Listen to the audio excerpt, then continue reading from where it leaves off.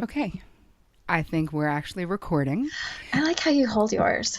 Oh, I don't. I only hold mine because my normal one broke. The one that's Oh, supposed to be sitting broke. So don't like it's it weird. looks very Phil Donahue. Like super 1982 right now. Like, what's up? All right. So, hi, you guys. Welcome, Hi. welcome, welcome, and welcome to Hello Freedom, everyone who is joining us.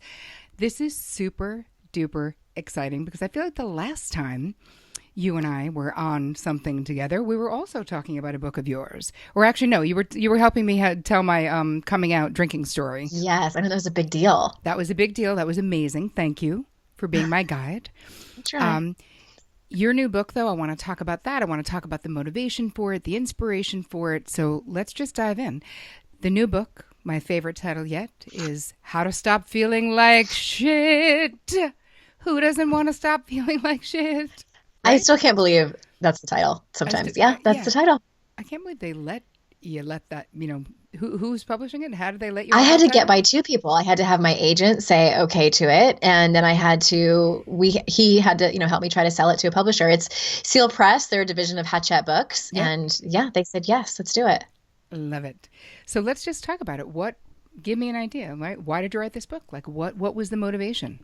Where did it get its title? Yeah, that's the Mm-hmm. question I keep getting asked. And it came about. I mean, I didn't wake up one day and say, I want to write a book and I'm going to call it How to Stop Feeling Like Shit. It came Mm-hmm. from the content first. And I to a lot of women who struggle in the same areas over and over again. It's perfectionism, people pleasing, some self sabotage, a lot of isolating and hiding out, numbing out, just to name a handful of them. Mm-hmm. And when I would talk about these behaviors, whether to a potential client or on a podcast, I kept hearing myself say, these are the things that we do in order to try to engineer our lives to make them look a certain way, more specifically, we think that they're going to keep us safe. And what they end up doing is making us feel like shit. And that's where the title came from. And Yeah. in a nutshell, that's what the book is about. Right on. And it makes sense. And I think it's probably true. Like what are we trying to not feel like? Yeah. Shit.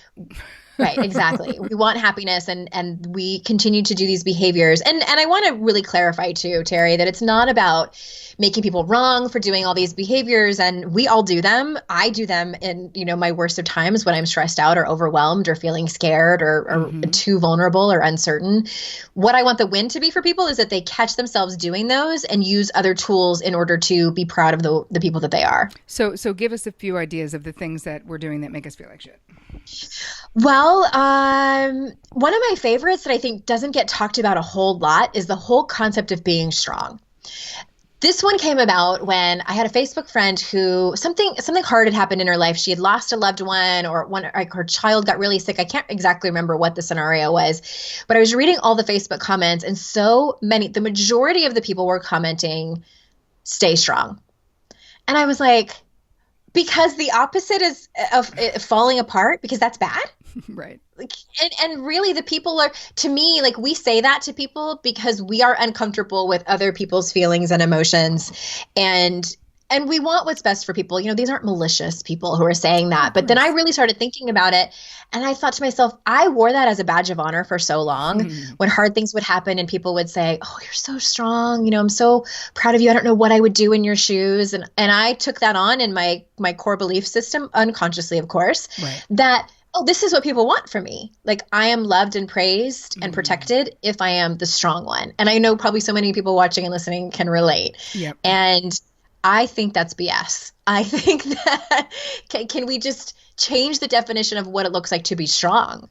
Is it Yeah. okay if it's okay to fall apart if a parent dies or something hard happens or you lose your job or Mm-hmm. you discover that you are struggling with infertility, like these hard things that we face in life. It is okay to feel whatever you are feeling, and sometimes that includes like grief and sadness and just going through hard times. I was sorry to hear about the death of your father, your beloved dad. And you guys listening, watching, if you're not following Andrea Owen, you need to be. There was something so profound and so beautiful about what you were sharing, this truth telling that was happening. So clearly, you have taken your own advice to not have this false image of having it all together. it wasn't that you were falling apart, it's that you were sharing so honestly and vulnerably, because until you lose a parent, I've also lost my father, you don't know. It's kind of like menopause, right? I'm writing a book about that at some point where like, and childbirth. Yeah. Nobody fucking tells you how it's actually going to be. And you think it's going to be one way, like, well, I guess everyone's done it. It's going to be fine until you get there and you're like, wow, that's, or just so different than you thought it would be. And so I think that the amount of strength that is required and that you've really showed, like, it's beautiful, you guys. If you haven't, if you should really social media, just be all over this girl. It was so moving. And I was just compelled, maybe because I'm a therapist, but I was really compelled towards what you were sharing. And part of it too is that I didn't have that kind of a relationship with my father. Okay. I mean, I was crying from your post for so many reasons. Of course, for you as my friend, for the sadness of that loss, for the sadness of the loss, because I never even had a dad like that. You know what I mean? All that stuff comes up, huh? I was like, oh my God, that's so sad. And like 97 times sadder, because that is such a beautiful connection. I was like, wow, there are women who have had dads like that. That's kind of great. And again, it's not about perfection. It's about you were describing and sharing generously this unique and beautiful connection that you had all of your life with your father. Just loved it. So anyway, I just wanted to point that out. Thank you. He died when I was writing the book. So that's a whole nother conversation of how difficult that was. Wow. How do you feel like his death informed the book? It's sort of ironic, like funny, not funny.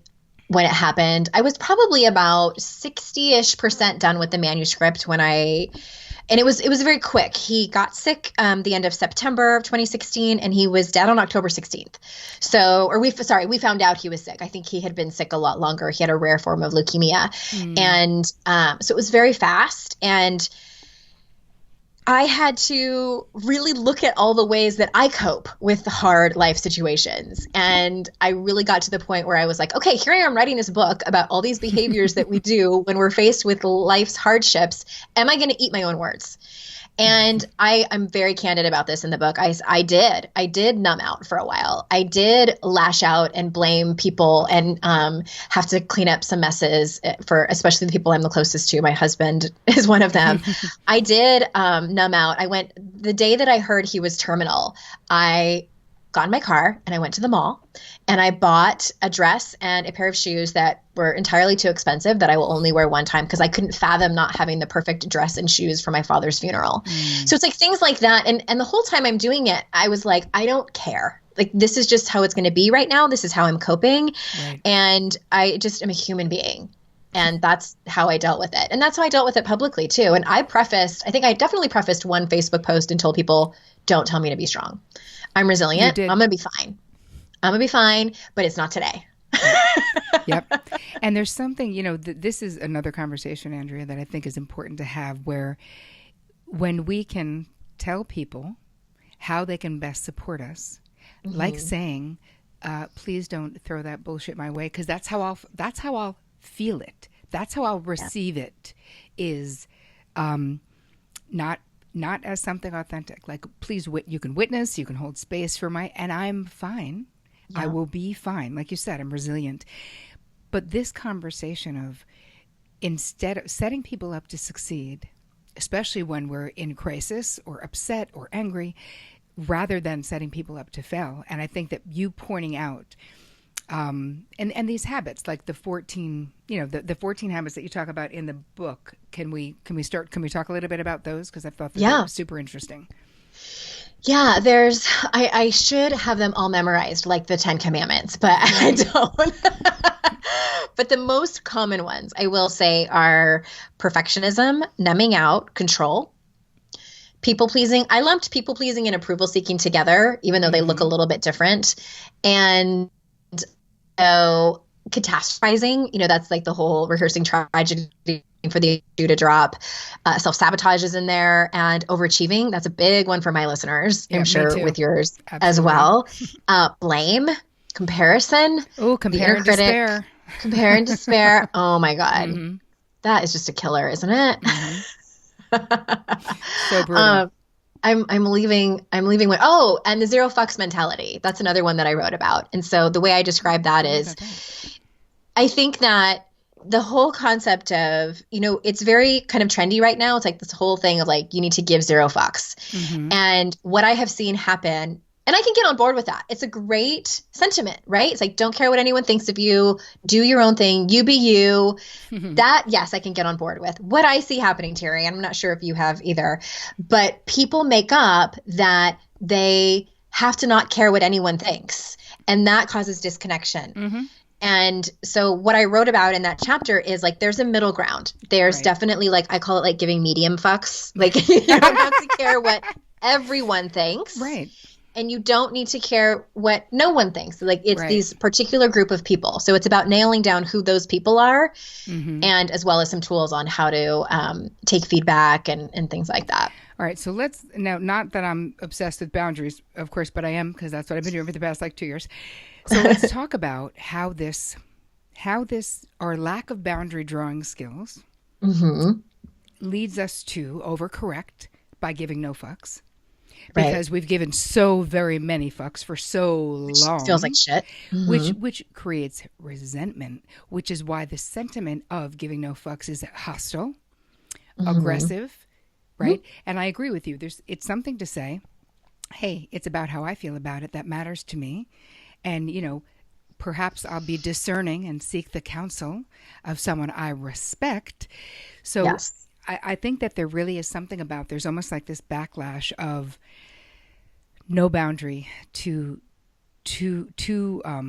like a boundary that's overboard, where I agree with you, of course, completely, that there is a way to give medium fucks. And I think that, what you're writing in the book is so brilliant about being able to, you're sort of saying, be discerning about whose fuck you care about. Yeah. Because that's the thing. It's like, it also goes back to Brene Brown, right? In the arena, talking about, she's like, hey man, if those mother effers are not doing some shit in their life, bye. I don't Who care cares? about your feedback. Back to Yeah. back to the Roosevelt, Yeah. original comment. So, yes to all of that is all I'm Yes. saying. I love it. So, share with us one of the solutions from the book. Okay. So, and this actually, I'm glad you brought up Brene Brown. I'm trained in her work, and one of the exercises, it's actually from the Rising Strong curriculum, is that to draw a square inch box. And in that box goes the names of the people, that you do care about. You care about their feedback, you care about their opinions. And some people say, well, I need a bigger box. No, you don't. Because how many times, like, raise your hand if you've said, I can't do that because everyone will think I'm stupid. And it's like, everyone really? Like, the guy at the bodega down the street? Like, no. And it's about really sitting down and thinking about who these people are that truly love and care about you and have your best interest at heart. Sometimes it's not going to be your mom. Sometimes it's not going to be your sibling, your sister that you think you should, like these people that should be in your box.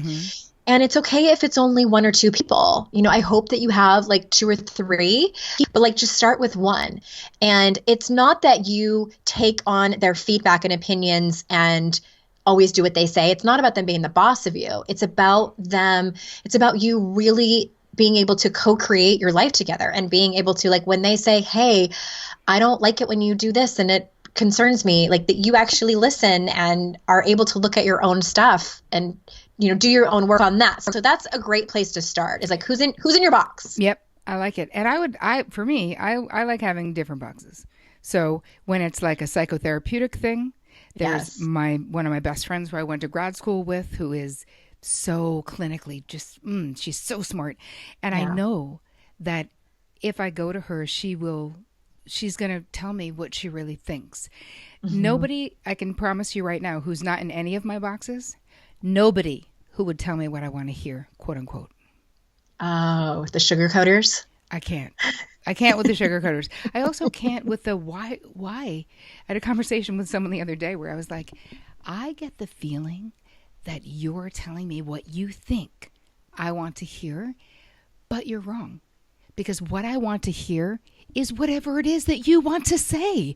So Yeah. this whole weird approval thing that's happening right now, can we please stop it? And we could come back to this conversation. Love that you did that. It gets me mad though. Like I try not to be too mad. Like, hey, nobody's perfect. I'm not perfect, but I also am an empath. So you feel the feeling of them looking and being like, is she approving? Is she disapproving? Why do you care? I will respect what you say. So there's something about, I agree with you in knowing who the people are whose opinion you respect and about what, right? Perhaps your best friend who was great in business, who just had a horrible divorce because her husband cheated on her, is not the best one to talk about your marriage with right now, because she'll most likely be like, nah, I think it doesn't look good. She's going to make it about you're not her. Gonna make it. She's projecting. Exactly. That is a whole thing. Yes. All right. So different areas of your life, for sure. There's something else I wanted to ask you. Oh, about how do you feel? Because I also love to talk about shame, because it's something I feel like most people don't talk about. And I know it's like terrible, but it's true.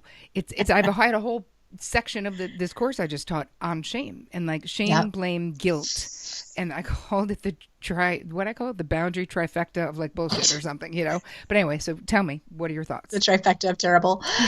Yes. Pretty much. Well, here's the thing is that I get people, because I do work that's surrounded in Brené's research, I get people who are like, I like her work, but I don't feel like I walk around feeling ashamed all the time. And I'm like, neither do I. And that's not the point. But I'm glad you brought that up, because anytime you're engaging in any of those behaviors, you're running from shame.